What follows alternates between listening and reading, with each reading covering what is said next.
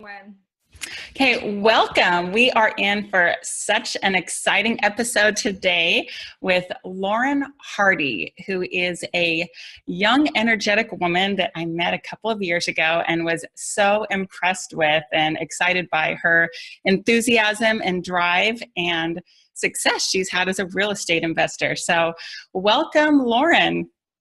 Hi. We're so excited to have you, and I have lots of fun and interesting questions to learn about you and the secrets of your success. So just for the benefit of our audience, why don't you tell them about you and your family and how you got into real estate investing? Sure.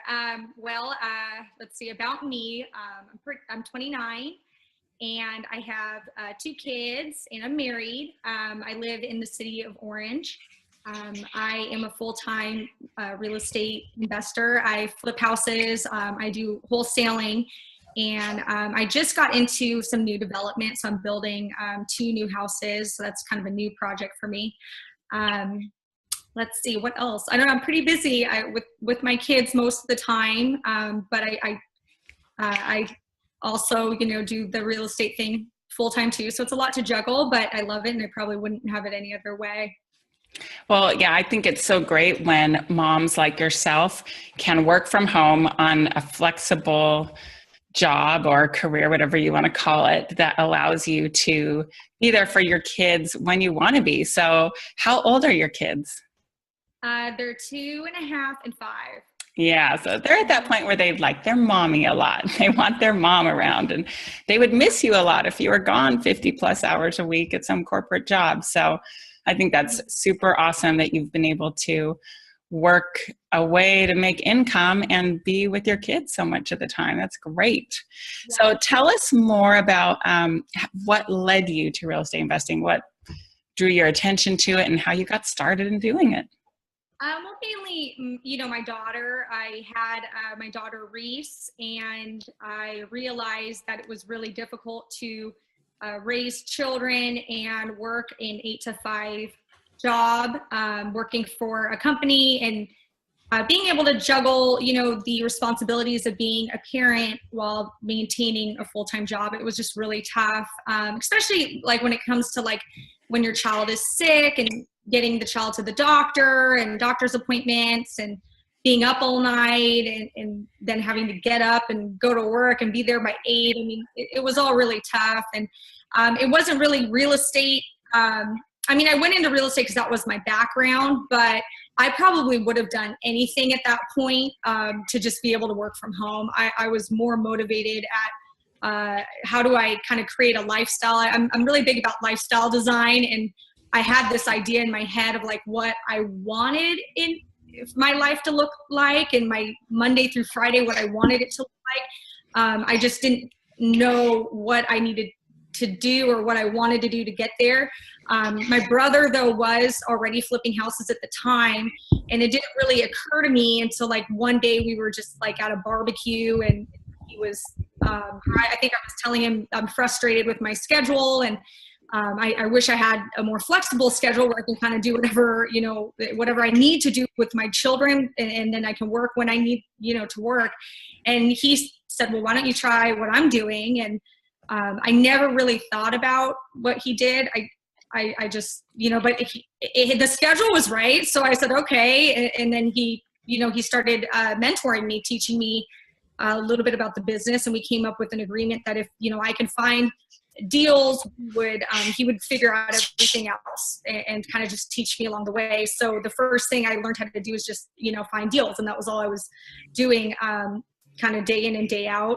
On this, I was still working full time, but like on my lunch breaks or after work, I just kind of focused on making offers on houses and trying to, find our first deal. And I eventually did. And then I found a second one, and, him and I did really well on those two, that it, gave me the confidence to quit my full-time job and pursue real estate investing full-time. So. Awesome. That sounds great. So when did you get started in real estate investing? How many years have you been doing it? I've been in it about 3.5 years. I started in October I remember it was October of like 2013 or 12. One of Probably those. 12. Yeah. 12. Yeah, let's do math. Probably 12. No, it's okay. Yeah. Great. And do you keep track of how many deals you've done or know how many you've done? Yeah, I do by the year because I'm really like, I focus on my goals like every year. I kind of want to do a certain amount. My first year I did the two, but they were good. They were good deals. I had a full-time job, so it was really just kind of like icing on the cake. Nice. My second year was actually pretty bad. That was the year I really went to like the School of Hard Knocks. And it was unfortunate that it was then I decided to quit my full-time job because that was like the year the business was unprofitable for me. I did 3 deals that year, but it was like I spent way too much money in marketing and I just wasn't marketing correctly. And I ended up just breaking even with the deals I did because I'd spent so much money in marketing. So that was a year of learning. Yeah. And then my third year, I've done 15. That was last year. And then now this year, I'm trying to do like 20 or 25. I've got like 5 houses right now for the year. Wow. Very impressive. Awesome. That's great. And what areas do you do? I think you've expanded out of Southern California now, haven't you? Yeah, I have. I am mainly Southern California. I mean, I'll do Orange County if I could find a good deal with Orange County. LA, Inland Empire, where else? A little bit of like the Antelope Valley. I mainly wholesale there. I think I flipped a couple houses there, but I mainly wholesale in that area. And Nashville, Tennessee is my newest venture, and that's my out-of-state, thing that I'm trying to do. And I'm still in. I'm not sure if it's working. We'll see. What led you to choose Nashville, if I may ask? It was super kind of just random. I've always wanted a secondary market because I felt like California is very competitive. And I felt like it would be nice to have a secondary market where if California is in, weird funk or weird place in the market, that maybe my secondary market would be doing well, kind of bounce off each other. Mm-hmm. And I happened to had attended like just one of those real estate type courses and boot camps, and it happened to be in Nashville, Tennessee. I'd always wanted to visit Nashville, so I thought it was like a good tax write-off to go visit a place you've always wanted to go to, while being able to write it off. And I was driving around, and I noticed there was like all this new development and a lot of houses being flipped. And I got out of my car, and I met a builder. I just kind of went on a job site and started asking questions. Good for you. I ended up meeting, the builder, the owner of the company, and spent a lot of time with him. And he was telling me what they were doing in that market. And I just thought, okay, well, maybe I'll give it a try. Maybe this will be my market. It's completely different from California. And I don't know, we'll see. So I just kind of went at it, and I'm now doing I'm building 2 houses there. I bought some land, and I'm building 2,000 square foot houses. Awesome. Is that with the same builder you met or somebody else? Yeah. He's the builder on the job. That's awesome. So moral of that, Lauren's story is don't be afraid to get out of your car and meet people, huh? Yeah. I mean, literally, that's all it was. I got out of my car and just said, hey, who's the owner of, this construction company? And the guy gave me his number. I called him, and he happened to be down the street, and it was like a relationship. Perfect. In there. So yeah. You're a powerful success magnet. I love it. Awesome. Okay. So more juicy questions. Financing. Tell our audience how you finance these flips that you're doing. I have some private money. I find, private money lenders through family and friends, just anybody who, is interested and, has some money, doesn't know what to do with it, wants to make a pretty good, solid interest rate. So a lot of it's family and friends, and I utilize hard money to, cover up the gap if I have, too many projects and not enough private money. Great. Okay. And are you a licensed realtor yourself? Yeah, I am. You are. So and you sell your own flips then, I presume, at least in California, right? So I assume, go ahead, sorry. Yeah, I do. I do. I don't sell the ones that are far away, but I do the ones that are, close. Nice. That always helps sweeten the profit pot there to make it better for you. That's awesome. Yeah. And are you at the point, I assume yes, but are you using entities for your real estate business now? And at what point did you start using entities? Did you have an entity on your first deal or not? I did not have an entity on my first, probably 5 deals.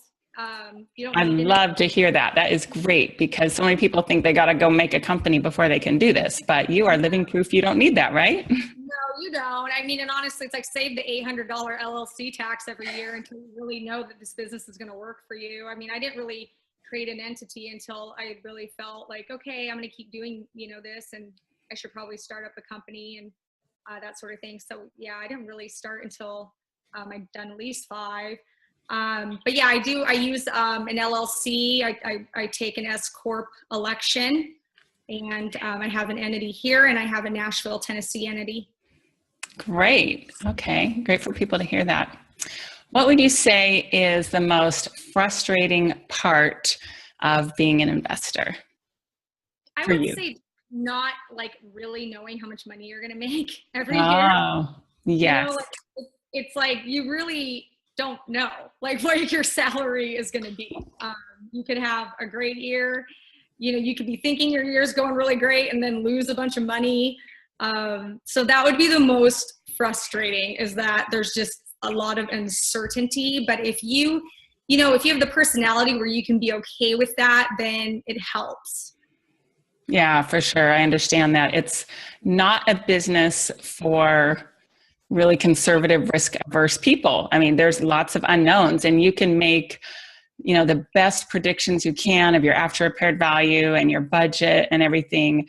And it can all go out the window. The market can change, or you discover new unhappiness in your flip when you're doing the rehab, and you can have problems with contractors. So yeah, I totally hear that. So opposite to that, what's the most rewarding part of being an investor for you?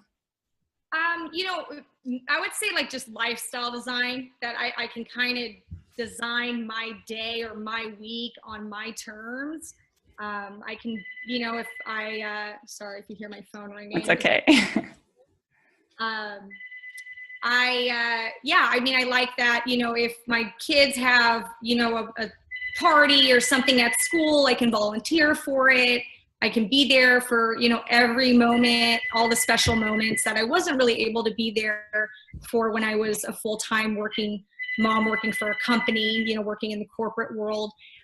So I would say just the lifestyle design aspect of it is amazing. I mean, I can go on hikes with my friend. I mean, today I'm going on a hike at like 1:30, like when I couldn't do that, back in the day, and I can work on a Sunday, and I enjoy working on a Sunday. Sometimes I like going to Starbucks and getting some work done. And, I like being able to work when I want to work.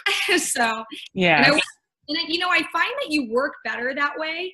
When you work, when you want to work, you're focused and you work hard. Whereas like when you work, in corporate America, like sometimes Monday is just a bad day, and you can't seem to get anything done but surf the web and go on like Amazon, like, so I just like that. That's the most rewarding part of it all. Very, very true. I love that too. What is probably the most important characteristic that you have that has helped you be successful in this business? I would say I don't give up easily. Mm. I'm very patient, because I did have a really bad year. I did have a year where I worked every single day, and I took a loss that year, and it takes a really patient person to not give up. So I don't give up easily on any goal. I'm a researcher. Like if something's not working out, I can usually like focus and research the heck out of it to try to figure out why it's not working out, and whether it's, sometimes it's asking for help and hiring a consultant, or, I'm not afraid to like do what it takes and admit something's not working for me and research why and ask for help. I would say that's another trait. Can you give us a story about that? It sounds like you have a couple things floating around in your mind there, like a consultant for what or research what? Sure. Yeah. 2014, between like 2013 and 14 was like a really, really bad year for me. I had just had my daughter, Presley. I had just quit my full-time job. I thought, sky's the limit. Like I just, I have all this money now in my bank account from the last flips I did. And like, I can quit my full-time job now. Cool. And it was like, I was doing exactly what I did before to get those other deals, and I wasn't getting deals. And I'm like, months would go by, like 1 month went by, like 2 months went by, 3 months. And I'm like, I still haven't bought a house. Like what's going on, And I think because partially I had a newborn, I was really tired. And I think I wasn't like in the right mindset. I couldn't pull myself out of it and realize that it wasn't working. It took me a year to really like realize like, okay, this isn't working. Like this is getting really scary, and my advice to anybody is don't ever let anything go a year. Like if you're not buying houses and it's been 6 months, like you're doing something wrong. Right. Go ask for help. And so I started looking for consulting. I thought maybe I can just pay someone to sit down with me and review what I'm doing and tell me what I'm doing wrong. And I actually did that, and it was really helpful. I spent like maybe a total of $1,200 between two different people. And within the one meeting of both of them, I figured out what I was doing wrong. And shortly after, I started regularly buying houses at that point.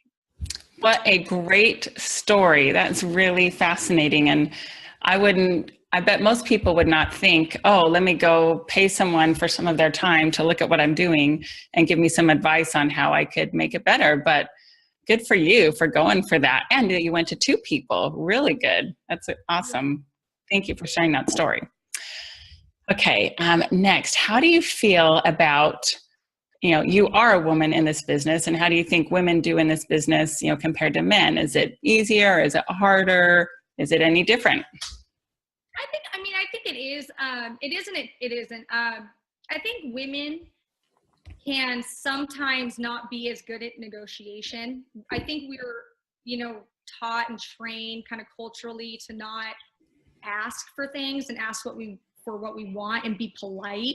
Whereas men are better at being assertive and, shrewd and, asking for what they want and demanding what they want. So I've struggled with that. That's definitely like the negotiation aspect of it. I struggle with because I kind of have the nature of being polite. But in other ways, I do work directly with sellers, and I talk to sellers of homes, every single day. And I think my interpersonal skills really help me there and give me that advantage. And I don't know if all men have the same type of interpersonal skills as I do. I think a lot of it is because of I'm a woman. I'm sensitive. Women tend to be a little bit more sensitive, a little bit more empathetic. And when you're speaking with a seller, who's in a distressed situation, we're able to not just talk about business and go straight for the numbers, but we actually talk about the situation a little bit. And, I think that has helped me. I think that there's great things about being a woman in business. I think we have a competitive advantage in using that. You just need to use that to your advantage. But I also think that there's things I need to work on, and I could learn a little bit more from men. So I think it's a little both. Great answers. I really appreciate that. Probably some women I know are intimidated to deal with contractors, but you are flipping and dealing with contractors yourself, right? How's your experience been with dealing with contractors? Okay. Sometimes I get back to the negotiation part. I get a little stuck there, where I don't ask, for maybe what I want, and I could get better. I could improve on that. Most of my contractors are like my friends. So like it's, normally, as far as working with men, I'm great at working with men. I'm like their friend. Like I take everybody I work with is a friend of mine, but I would say the negotiation part is what I struggle with. Yeah. Sounds like you're nice, which is great. And they probably want to help you out more because you treat them like a friend. You don't treat them poorly or badly. So, then they're probably treating you well too. So thanks for sharing that. So what do you feel about our market today, right now in April 2016, and where it's going and maybe how that's impacting your own goals or business plan, if at all? Well, I think it's still a pretty tough market to buy. It's still very much a seller's market. The foreclosure rate is just so low. There's just not a lot of distress out there. So for us flippers, we want distressed houses. We want distressed, that we look for distress. Yeah. So when you're in a market where there's just not that much distress, it makes it tough to find deals and find good deals. I think that the competition is really heating up, and everybody's just outbidding each other, and it's getting to a point where I see some deals get done and I'm like, what? Like, why were you even wanting to make money on that? Like, why would you just buying a house just to buy a house? Like, it's getting really competitive. But I would say it was like that 2013. In 2013, it really started heating up. 2014, it was really hot. I would say at this point, 2016, when I work directly with sellers, I think everybody is in this, like, I think sellers who don't follow the real estate market very closely, yeah. I think they have like kind of a bubble mentality. And so they're like, okay, I better sell now, or like now or not at all kind of thing. So, it's better today for me to buy than it was like 2014, but it's still pretty competitive here, definitely. But it's not so competitive that you're not finding deals. You are still buying houses. So you're doing something right there, huh? Yeah, but not without a lot of effort. It's taking a lot of effort to buy houses. But I've never worked in an easy market. I started right when it got hot. So I don't know what an easy market is like.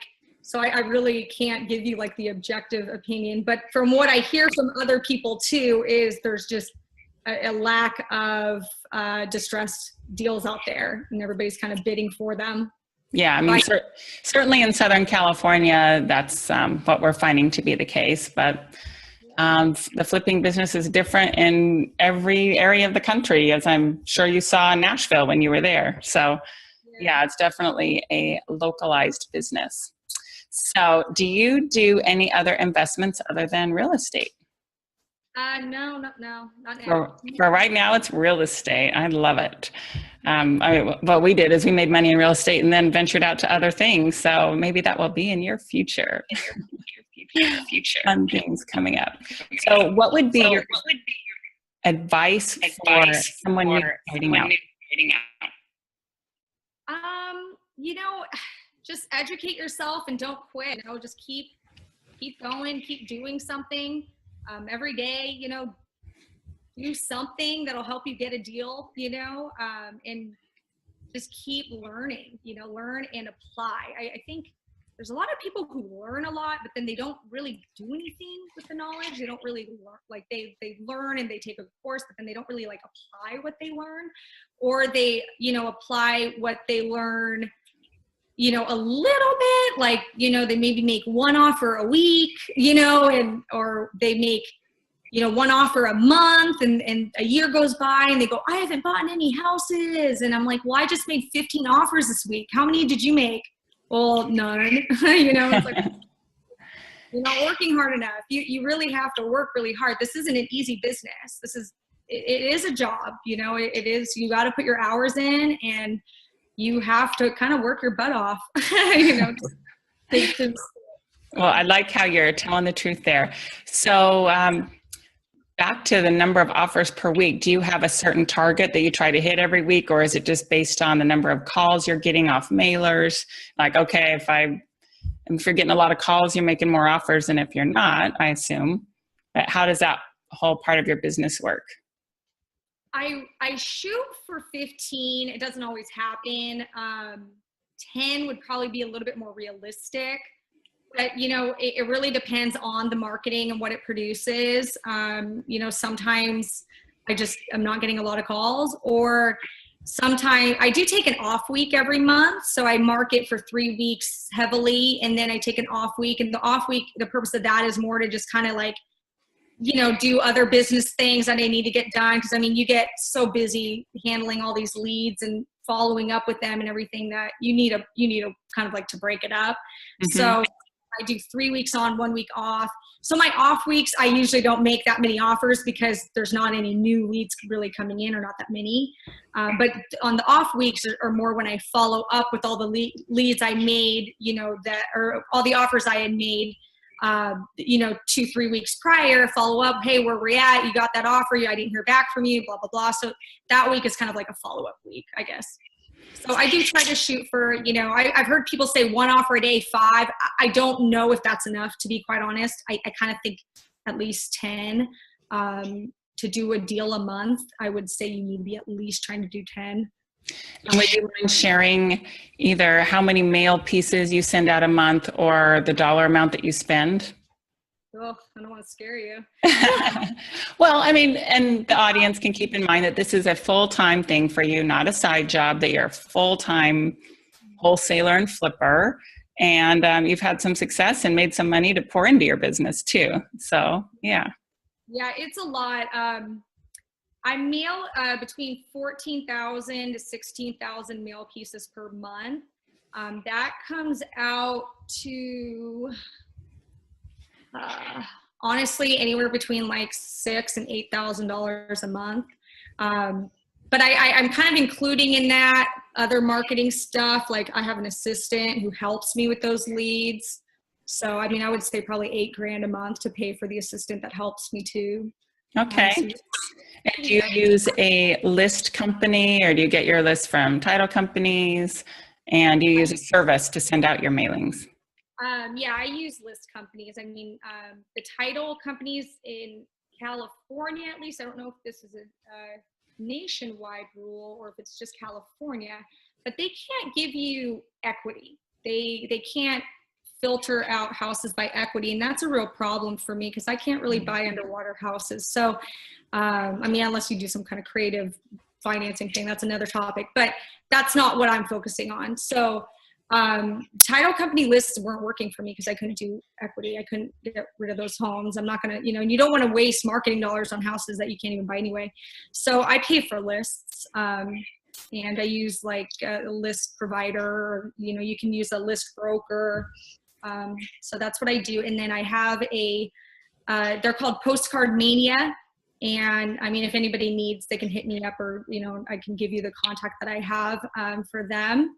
And they handle all my mail.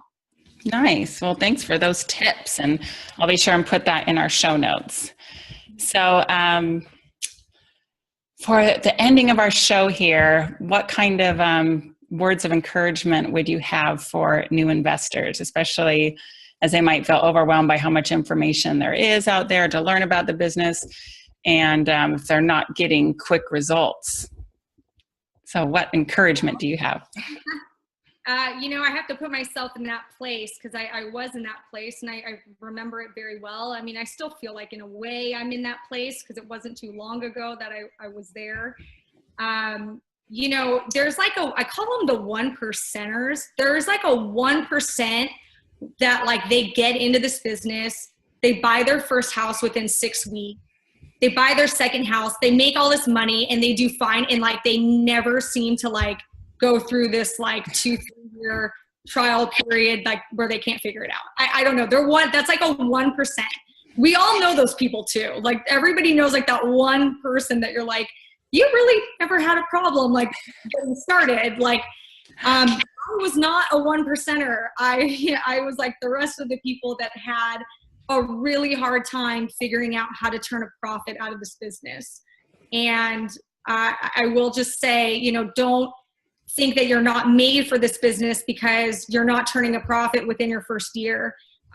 It just might not, it might take a little bit more time for you. I think the big portion is luck, honestly, and kind of what market you got in at the time. Like if you got in, in the recession time when it was, you could go to a trustee sale and buy a house and flip it pretty easily. Like, or did you get in 2013 when prices started going up and sellers, were all thinking they were sitting on gold and, there wasn't that much distress.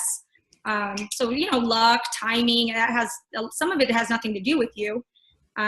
So don't get discouraged that you're not that 1%. If you work hard and you don't give up and you really honestly work hard, not like you think you're working hard, but really, I mean, like you really every day are like making offers and you're, learning and you're asking people for help, maybe paying a consultant, and you're doing all those efforts, it will work. It will happen for you. One day it'll click and you'll go, oh, wow, okay, I think I got it. I think I'm over that hump. So that would probably be my advice is don't be discouraged just because you're not the 1%. Well, I'd love that, especially coming from you because you truly experienced some challenges. And I don't know a lot of people that would have pushed through that hard year that you pushed through. So I admire your perseverance. That is awesome. Most people would just give up and say, forget it. This is too hard. It's not going to work for me. But you did awesome. And my hat's off to you. My hard hat is off to you. Well, I read, if it helps anybody, there's this book called The Dip. And that actually helped me get through it because it talks about, the dip, which is it's a period of time for every entrepreneur that creates scarcity in the business. And if you didn't have a dip, everybody would be in the business and it would be so easy, but there wouldn't be a profit, Right.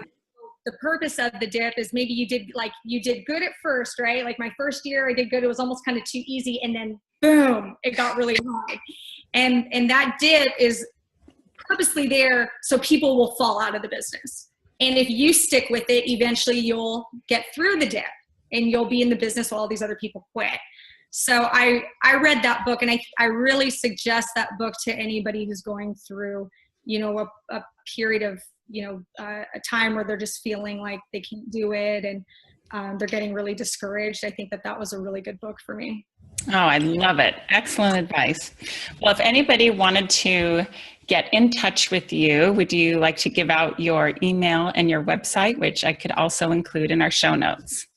My email is lhardy, it's LHARDY at hardy.com, and that's HARDYREI.com. And my website is hardyrei.com. Perfect. REI, real estate investing. Love it. So, well, thank you so much for sharing and being so open and honest and sharing the bad with the good, the challenges and your successes. Congratulations on all your success.